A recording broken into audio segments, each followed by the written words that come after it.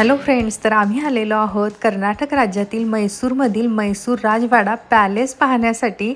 हे भारताच्या भव्य ऐतिहासिक वास्तूपैकी एक आहे आणि वाडियार घराण्याचे हे माजी शाही निवासस्थान। बऱ्याच लोकांना ताजमहल वगैरे पाहण्याची खूप इच्छा असते। ॲक्च्युली आम्हाला सुद्धा पाहायचंच आहे, पण हा राजवाडा हा पॅलेस पाहण्याची सुद्धा आमची खूप इच्छा होती आणि आज ती पूर्ण होती आहे। याच्याबद्दल खूप ऐकलं होतं आणि आज आम्ही हा पाहणार आहोत। याची टायमिंग म्हणाल तर सकाळी 10 ते संध्याकाळी 5:30 पर्यंत असते आणि रविवारी आणि सणाच्या दिवशी ना इथं खूप छान अशी लाइटिंग असते। हजारो दिव्यांनी राजवाडा उजळून निघतो। पण आता आपली भेट म्हणाल तर दुपारची आहे। संध्याकाळी छान वाटत असेल इथे। सो ट्रिपला आलेलो आहोत, बरेच प्लेसेस आपल्याला कव्हर करायचे आहेत आणि तिकीट म्हणाल तर आमचे जे टूर गाईड आहेत ते काढतील। कॅमेराचे चार्जेस वगैरे मला माहिती नाही आहेत, ते नंतर सांगेन असतील तर। त्यांनी सांगितलं आहे की सुट्टीचे दिवस आहेत, गर्दी खूप आहे, तर आमचा जो ग्रुप आहे ना तर एकत्रच राहा म्हणून। फ्रेंड्स, खूप गर्दी आहे आणि शूज काढायला लागतात, तर शूज काढून आम्ही बॅगमध्ये ठेवले आणि आता आम्ही पॅलेस बघायला जाणार आहे। गाईड आमच्याबरोबर आहे, 2 आहेत। तर या पूर्ण पॅलेसची माहिती सांगण्यासाठी ना एक गाईड आम्हाला दिलेले आहेत आणि ते आम्हाला पूर्ण हा राजवाडा फिरून दाखवणार आहेत आणि सगळ्या गोष्टींची माहितीसुद्धा सांगणार आहेत। ये विश्व के लिए माता पार्वती महालक्ष्मी सरस्वती का अवतार में सबसे बड़ा अवतार, इसी के लिए माता की मूर्तियाँ। तर थोडक्यात म्हणाल तर संगमरवरी घुमट असलेली ही 3 मजली वास्तू आहे। आतील बाजूस सुंदर चित्रे, कोरीव काम आणि रंगीत काचेंच्या खिडक्या आहेत आणि भव्य दरबार हॉल आहेत। मला या गर्दीत जसं जमेल तसं दाखवण्याचा प्रयत्न करते।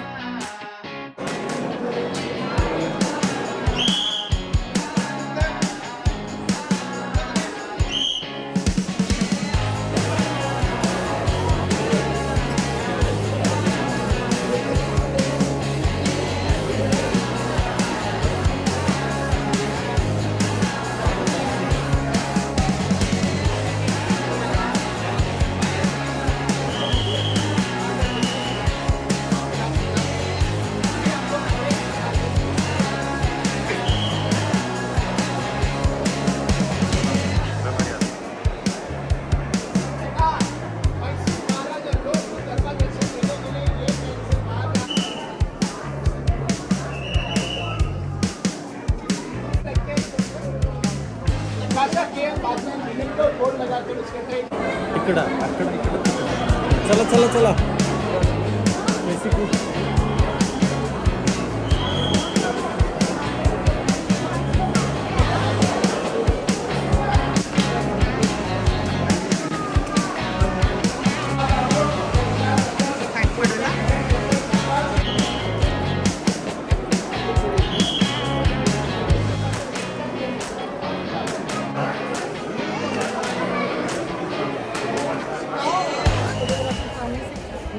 फोटोग्राफी के लिए अभी 10 मिनट है। फोटोग्राफी होने के बाद और जो बड़ा वाला पेड़ दिख रहा है वहाँ पे सबको इकट्ठा लगा ना, खूप लांब जायला इथं जवळ पटापट चला घ्या। छान असा पॅलेस बघून झाला आणि मस्त एक्सपिरियन्स होता। गाईड असल्यामुळे भरपूर माहिती मिळाली आणि आता 10-15 मिनटं आम्ही इथं फोटोग्राफी करू आणि मग जाऊ। आणि आता टाईम म्हणाल तर 1 वाजला आहे।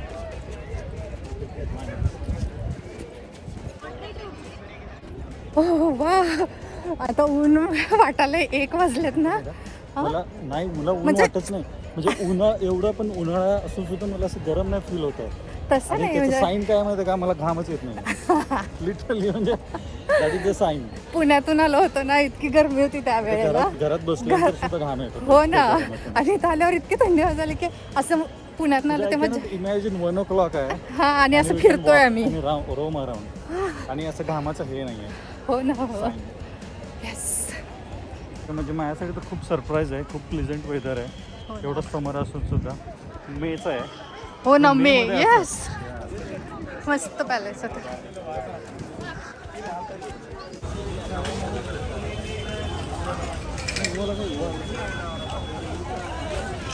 तर आमचा म्हैसूर पॅलेस बघून झालेला आहे. आत खूप गर्दी होती आणि बाहेर आल्यानंतर सुद्धा आम्ही थोडंफार फिरलो आणि फोटो वगैरे काढले. आता दुपार झाली आहे ना, त्यामुळं थोडं थकायला झालं आहे.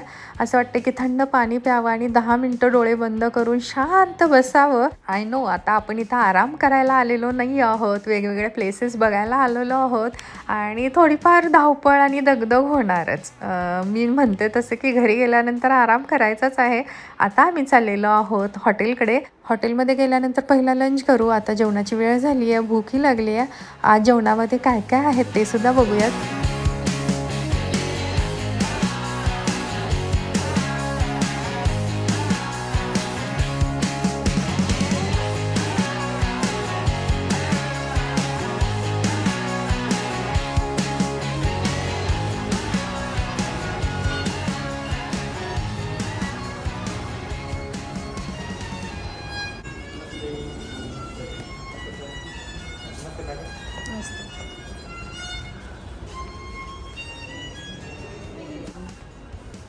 लंच टाइम 5 मिनटं बसा, जरा बॉडी शांत होऊ दे.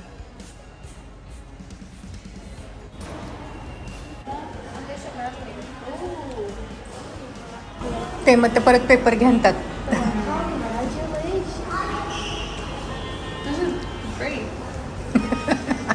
कुठला फ्लेवर आहे? Orange. It tastes like असू दे की. it's been in the back seat of the car, like खोचलेलं ते कुशन मध्ये 10 वर्षात. ओ माय गॉड, काय Okay, चला. Wait, this actually tastes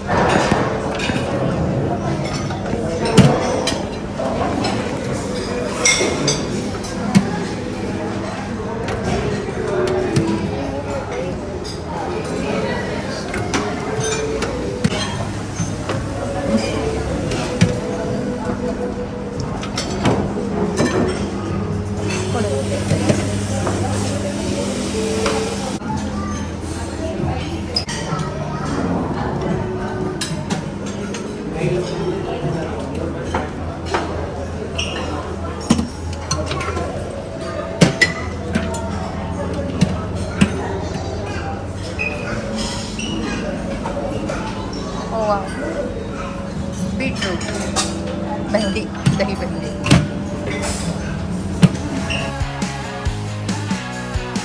जवळपास 1:45 वाजलेले आहेत. लॉबीमध्येच आम्ही 5 मिनटं बसलो, फ्रेश वगैरे तिथंच झालो आणि डायरेक्ट लंच करतोय.